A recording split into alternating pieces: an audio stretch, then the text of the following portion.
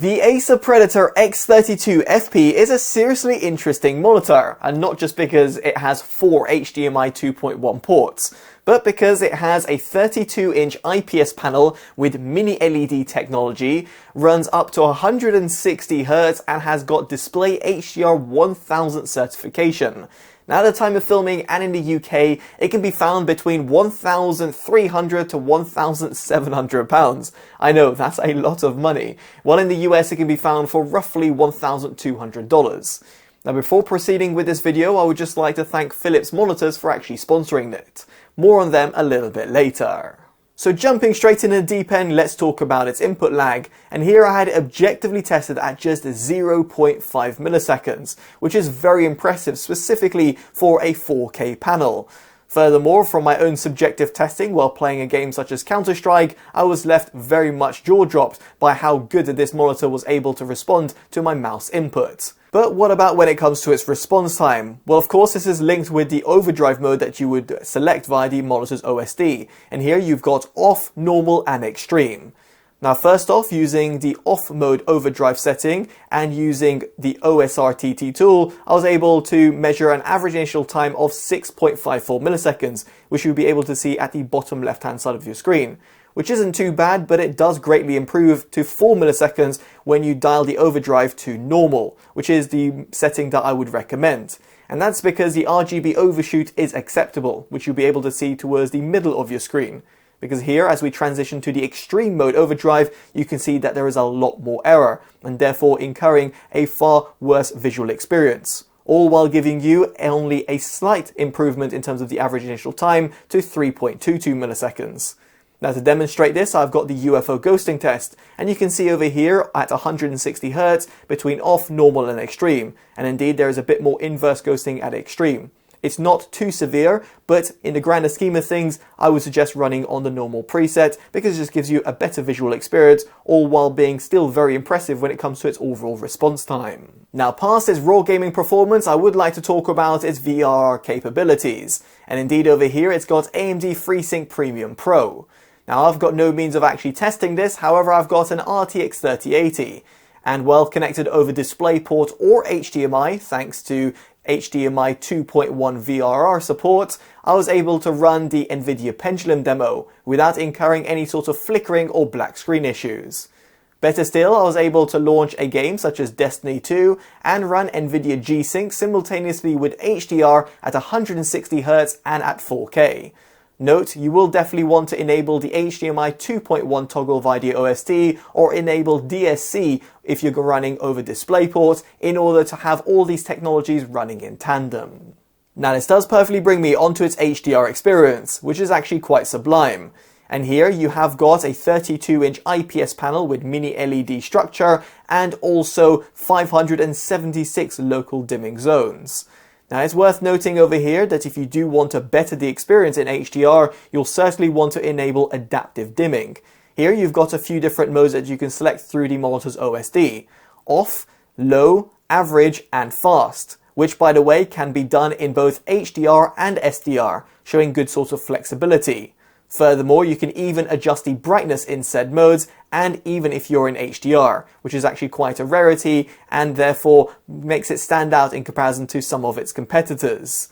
Now, nonetheless over here, something I would like to point out is that there is quite a bit of haloing when you're on the average or the fast mode presets. This can be noticed when you're dragging your cursor around, or for example, you're in an in-game menu, or furthermore, if you're panning around on certain scenes, and therefore you might notice some sort of flickering effect. This is completely negated when you go on the low mode preset, so it really depends as to what you want from the monitor. If you want it to respond a little bit faster to the scenes, you might want to go on the average mode setting, because the fast mode I think is a little bit redundant.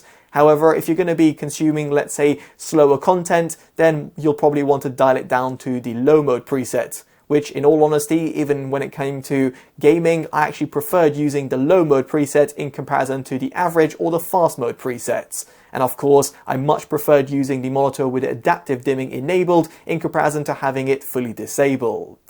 Speaking about its jaw-dropping HDR experience, this perfectly brings me on to today's sponsor.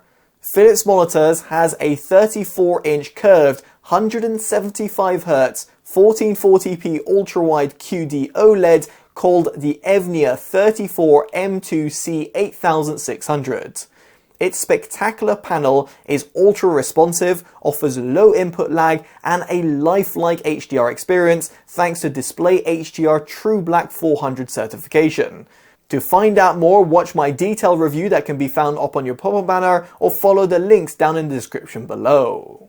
So shifting my attention back to the Acer, I should talk about its performance at 120Hz and 60Hz, because of course this might be used by console gamers, thanks to the fact that it has 4 HDMI 2.1 ports, which is actually quite a rarity because most manufacturers will offer either 1 or 2 HDMI 2.1 ports alongside a DisplayPort 1.4 input.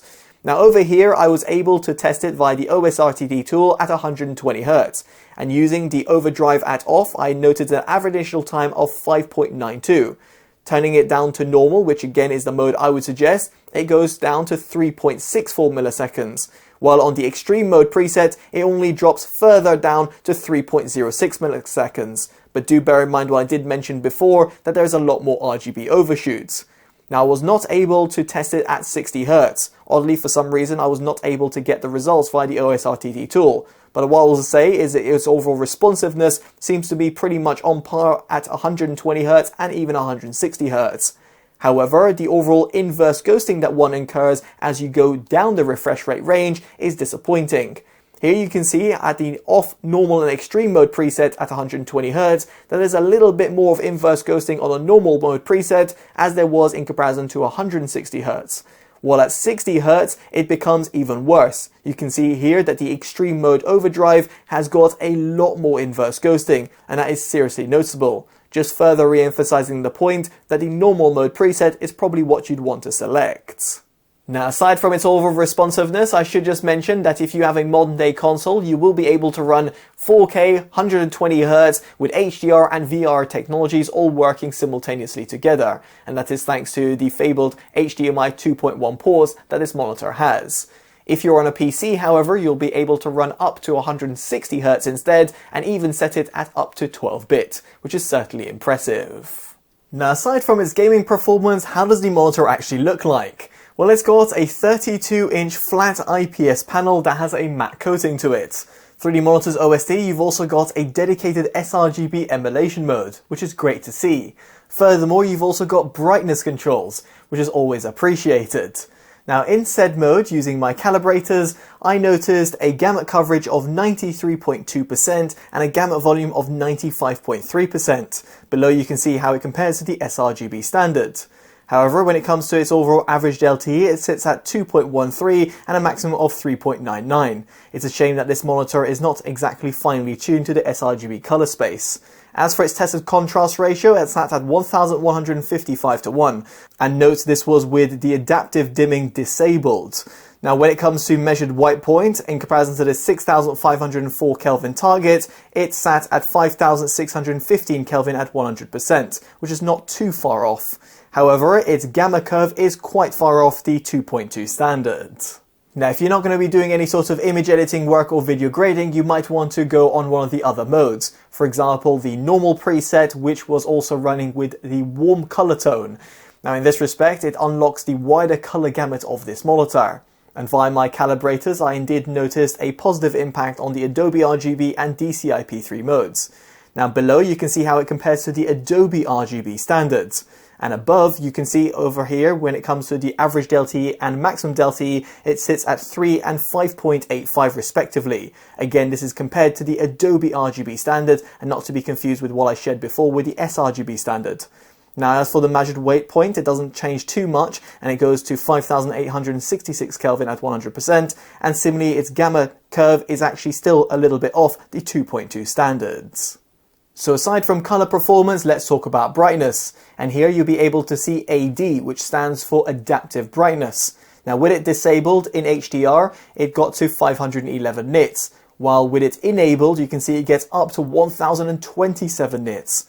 Now, better still, AD can be enabled or disabled in SDR, and you can see over here showing a range of 552 nits all the way down to 398 nits, of course, in terms of its max brightness. You can adjust the brightness level in adaptive dimming mode as well. Now past that, its minimum brightness is seriously impressive at just 3.49 nits. So yes indeed, this monitor can get very dim, which can be very handy in those dark scenarios. So while I was very impressed by its overall brightness range, I was disappointed by the overall brightness uniformity. You can see here that across the board, my tested panel doesn't do too well, getting orange and certain red marks in certain areas. Now as for the overall backlight bleed, it is not too bad, but of course this is somewhat panel lottery, but it's worth noting that these images were taken with the adaptive dimming disabled. As soon as I enabled it, it became completely pitch black. Moving on from these tests, let's talk about its build quality, and here it's got a 3-side borderless design with a relatively thin bottom bezel, although it's a shame that the blue power LED cannot be disabled, and that can be found at the bottom right hand side of the monitor. As for the monitor's stand, it is a little bit oversized. While it is metal and does provide you a good sturdy feel, I wish that the manufacturer had adopted something a little bit more slender. Nonetheless, over here you've got tilt, swivel and height adjustment, although it's worth noting that you cannot rotate the monitor. Aside from this, something I would like to point out, and it's not something I normally highlight in my reviews, is that the power brick was actually pretty large, and that the cable connecting it to the actual monitor itself was a bit short, and therefore it meant that I had to have the power brick sitting on my desk, which is quite a shame because Acer could have actually thought about including a potentially longer cable to the monitor, therefore giving better sort of flexibility. Nonetheless, this might not actually concern you, but it's something I thought I should highlight. Now in terms of connecting up the monitor, you have got 4 HDMI 2.1 ports, a singular DisplayPort 1.4 input, and also USB 3.1 where it's using the Type-C input. This input can also take up to 90 watts of power delivery, which is very handy if you do want to plug in a laptop and charge it simultaneously. On that note over here, the monitor also has a built-in KVM switch. You can find some more information about this up on your pop-up banner or down in the description below. Effectively means that you can plug in your mouse and keyboard directly to the monitor and have 2 separate sources and switch seamlessly between them. Speaking of which, all the digital inputs feed through audio, which is quite handy because you've got dual 7-watt speakers. Now these will actually get pretty loud, although the overall sonic capabilities seriously cannot compete with any sort of bookshelf speakers, a DAC, a headphone or a headset. But of course they're handy to have in certain scenarios. Now if you do want to tinker around with the audio levels of the monitor, you'll want to access the monitor's OSD, which can be done so via a joystick button found behind it. Now there are some handy buttons as well to access certain shortcuts, although I do wish the power button was positioned even higher or indeed had a slightly different texture, because sometimes you'll accidentally switch off the monitor. Nonetheless, over here the monitor's OSD is very comprehensive and you've got a plethora of options. You've also got the Acer Display widget, which is a software which can be also used in tandem, making it quite handy to adjust certain settings on the fly. Aside from this, you might have noticed that the monitor has not got any silly, nonsensical RGB lights, and indeed over here I've got no sort of complaints. So with all that in mind, it brings me on to my verdict, and make no mistake that the Acer Predator X32 FP is a very expensive gaming monitor. However, it does offer quite a unique set of features. 32-inch 4K panel at 160Hz with Mini LED technology. Better still, it's got that DisplayHDR 1000 certification, making it phenomenal in said scenario, and also has got a good pixel response and a low input lag. Given all of that, I can see myself recommending it to certain individuals out there, and as such, it gets my performance award. However, I can't wholeheartedly recommend it because of its overall price point, the competition, and also the fact that if you were to take the Mini LED structure out of the equation, you can find much cheaper alternatives, some of which have been reviewed and will be down in the description below for your own consideration. Now I'd be curious to know what you make of this monitor down in the comment section below, and of course if you've liked this independent detailed review, definitely do consider dropping a like, subscribing and hitting that notification, all of which are greatly appreciated. As such, I've been Totally Dubbed, and I'll hopefully see you next one. Take care of yourselves, and goodbye.